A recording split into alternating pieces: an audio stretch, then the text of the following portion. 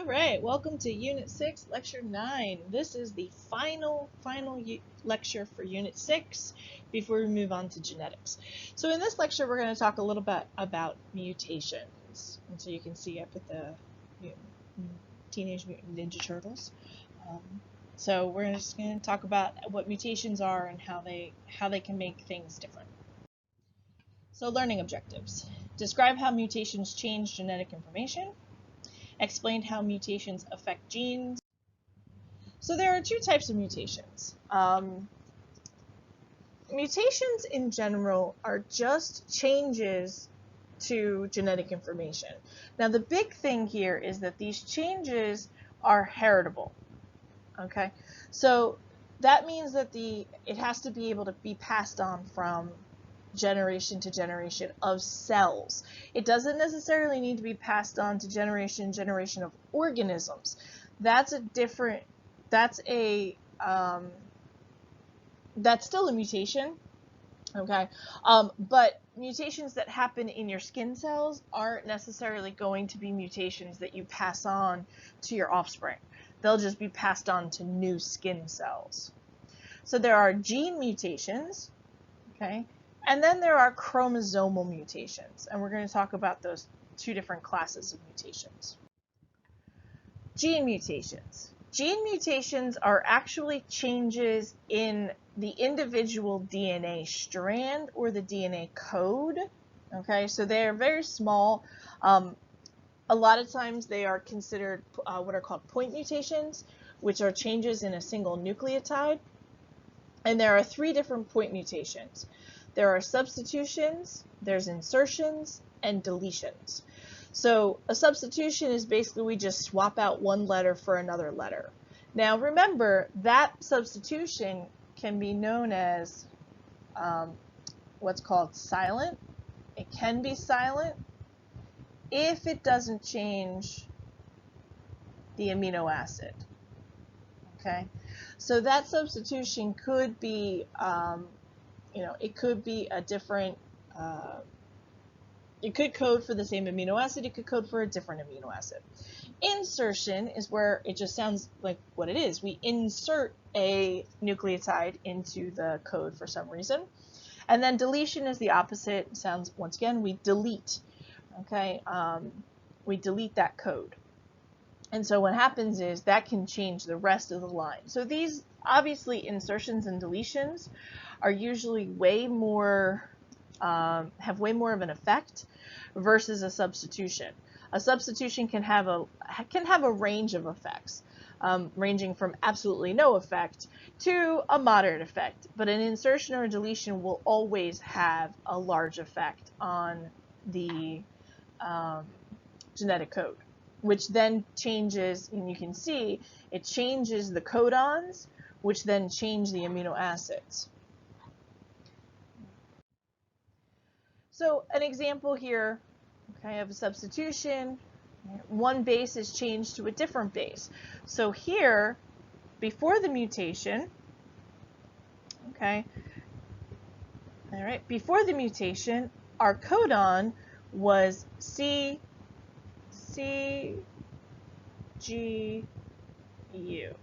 okay, which coded for arginine. Right? Then we had this substitution where that the C was taken out and it was replaced with a T. So our codon changed from CGU to CAU, okay, which becomes histidine. Okay? And so that changes the protein strand. And that's where mutations can cause problems, is because it's changed the protein strand, so it makes the protein look different.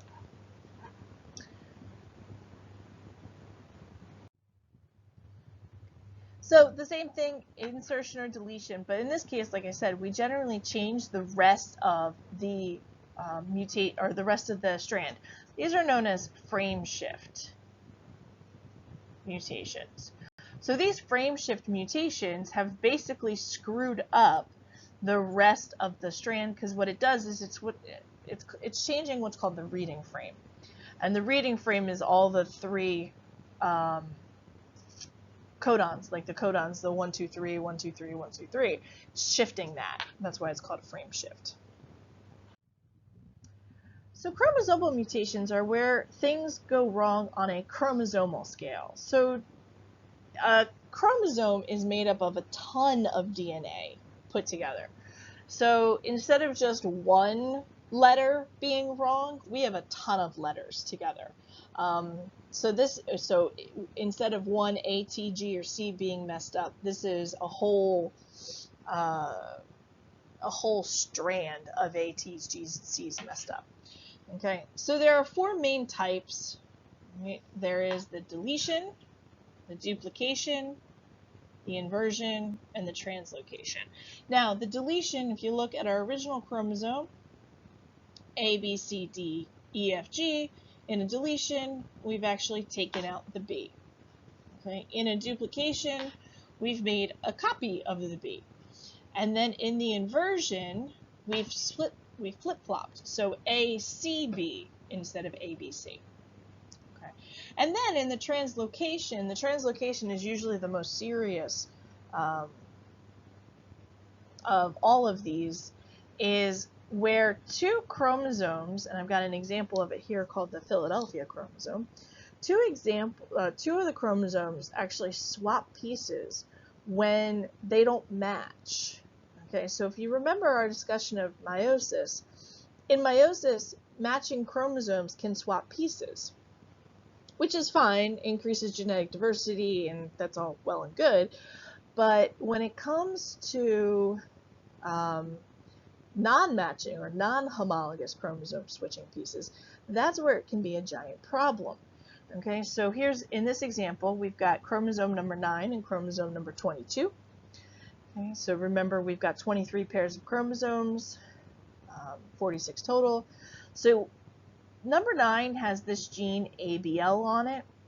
Number 22 has this gene BCR on it. In the translocation, what happens is these chromosomes have switched pieces. So now BCR and ABL are actually on the same chromosome. And when they're on the same chromosome, they actually lead to a higher chance of leukemia, a certain type of leukemia, than if they're on separate chromosomes. So this is an example of how 2 genes that are normal, okay, coming together being on the same chromosome, however, cause them to do something abnormally. So mutations arise from most commonly what are called mutagens. So these are chemical or physical agents like the sun. If you go to the beach or go tanning too often and cause skin cancer. The Teenage Mutant Ninja Turtles, on the beginning of this slide, they had some radioactive chemical poured on them. Spider-Man, he gets bitten by a radioactive spider. Okay, and so what happens is these end up causing changes to the genetic code. Some of those changes can be positive, some of those changes are going to be negative, and some of those changes are going to be considered neutral. So this up here, these red blood cells, this is sickle cell anemia, and we're going to talk a lot more about sickle cell when we get to genetics. But this is most often, or this is an example of a negative mutation, because the red blood cell is normally supposed to be that nice red round little shape that's going to carry an oxygen molecule.